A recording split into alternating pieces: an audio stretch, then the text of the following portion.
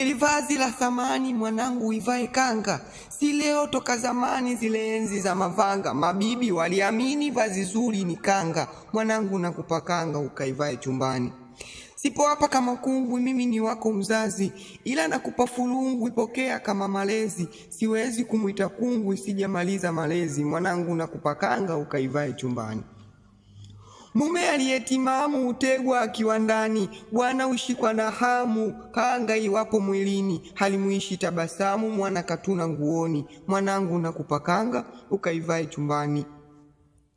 Ukilivaa ovyo ovyo litakushusha thamani, usilivae hovyo ukiwa barabarani, watakuona wahovyo na kukushusha thamani, mwanangu nakupa kanga ukaivae chumbani. Leo nimekupa kanga ukaivae chumbani, kesho nitakupa shanga ukaivae mbilini, penzi halina uganga muweke tu mtegoni, mwanangu nakupa kanga ukaivae chumbani. Hakikisha kila juma unakutana na mumeo, yasije pita majuma, hiyo itakuwa choyo, hiyo si mali ya umma, hiyo mali ya mumeo, mwanangu nakupa kanga ukaivae chumbani.